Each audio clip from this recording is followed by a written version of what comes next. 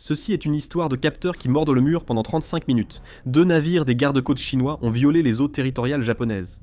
Dans la nuit du 7 juillet, au large des îles Senkaku, dans la préfecture d'Okinawa au Japon, 2 navires appartenant à l'administration chinoise des gardes-côtes sont entrés successivement dans les eaux territoriales japonaises, ce qui a considérablement accru la tension sur place. Selon le 11e quartier général régional des gardes-côtes japonais, le premier navire est entré dans les eaux territoriales japonaises, près de la côte de Daisujima, vers 2h23 du matin, et le deuxième navire environ 1 minute plus tard, vers 2h24. Il a été confirmé que les 2 navires étaient des gardes-côtes chinois armés, et il a été rapporté qu'ils se sont approchés d'un bateau de pêche japonais qui opérait à proximité à ce moment-là. Le quartier général des gardes-côtes japonais a jugé la situation grave et a réagi immédiatement.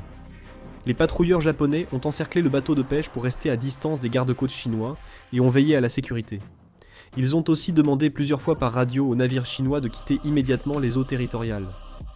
La partie japonaise a continué à lancer ses avertissements tout en surveillant en temps réel la trajectoire et les mouvements des navires chinois.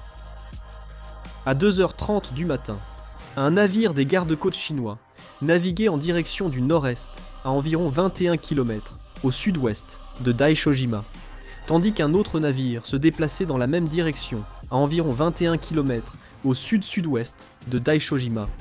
Il a été rapporté que les 2 navires opéraient à une distance relativement proche des bateaux de pêche japonais, et le quartier général des gardes-côtes japonais continue de déployer des patrouilleurs afin que les bateaux de pêche puissent poursuivre leurs activités en toute sécurité.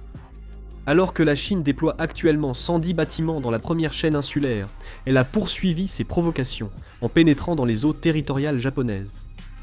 En outre, la Chine chercherait à interroger les bateaux de pêche japonais, perpétuant la tension bilatérale.